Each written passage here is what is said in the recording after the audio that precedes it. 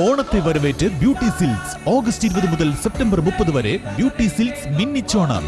Scratch and വിന്നില്ല, നറുക്കെടുപ്പില്ല, കൈനിറയെ വാരിക്കോരി സമ്മാനങ്ങൾ. ആഘോഷിക്കൂ ഈ ഓണം മിന്നിച്ചോണം ബ്യൂട്ടിയോടൊപ്പം. Beauty Silks. കേരളത്തിൽ നിന്നും പഞ്ചാബിലേക്ക് 3700 കിലോമീറ്റർ സൈക്കിളിൽ ശാന്തിയാത്ര ആരംഭിച്ച് അഹമ്മദിയ യുവാക്കൾ.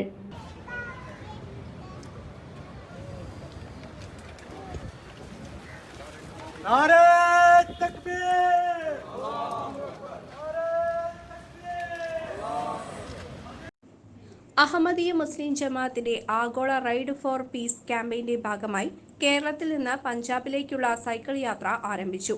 അഹമ്മദിയ മുസ്ലിം ജമാഅത്തിന്റെ ദേശീയ ആസ്ഥാനമായ പഞ്ചാബിലെ ഖാദിയാനയിലെ വാർഷിക ഇജ്തിമയോടുകൂടിയാണ് ഈ യാത്ര സമാപിക്കുന്നത്. 10 സംസ്ഥാനങ്ങളിലൂടെ 3700 കിലോമീറ്റർ ദൈർഘ്യമുള്ള യാത്ര കോഴിക്കോട് മുതലക്കുളത്തുള്ള അഹമ്മദിയ മസ്ജിദിൽ നിന്ന് ജില്ലാ അമീർ അഹമ്മദ് കോയ ഫ്ളാഗ് ഓഫ് നിർവഹിച്ചു.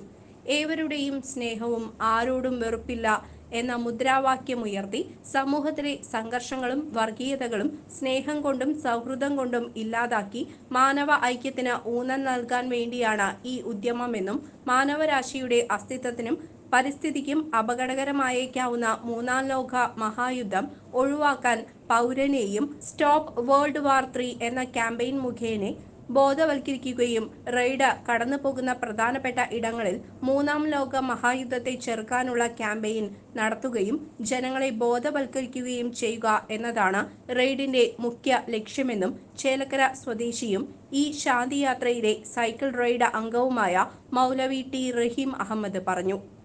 ഈ യാത്ര ഞങ്ങൾ കേരളത്തിൽ നിന്നും പുറപ്പെട്ടുകൊണ്ട് ഏകദേശം 10 സംസ്ഥാനങ്ങൾ, അതായത് കേരളത്തിൽ നിന്നും പുറപ്പെട്ട് കർണാടക, ആന്ധ്ര, അതിനുശേഷം മുംബൈ, ഗുജറാത്ത്, ദില്ലി, അങ്ങനെ അവസാനം പഞ്ചാബിലേക്ക് ഞങ്ങൾ എത്തിച്ചേരുകയാണ്. പഞ്ചാബിൽ ഏകദേശം 23-ാം തീയതി എത്തുന്ന രീതിയിലാണ് ഞങ്ങൾ പ്രോഗ്രാം ഷെഡ്യൂൾ ചെയ്തിരിക്കുന്നത്.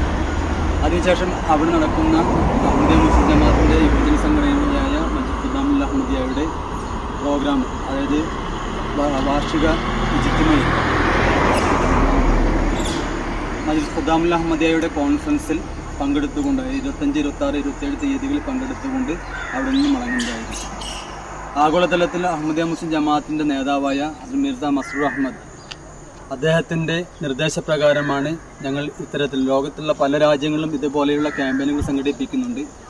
അപ്പോൾ ഞങ്ങൾ ഇന്ത്യയിൽ ആദ്യമായിക്കൊണ്ട് കേരളത്തിൽ നിന്ന് ഇത് തുടക്കം കുറിക്കുകയാണ്. ഈ യാത്ര ഞങ്ങൾ 23-ാം തീയതി ആയിരിക്കും പഞ്ചാബിൽ എത്തിച്ചേരുന്നത്. CCV news, Chelakkara.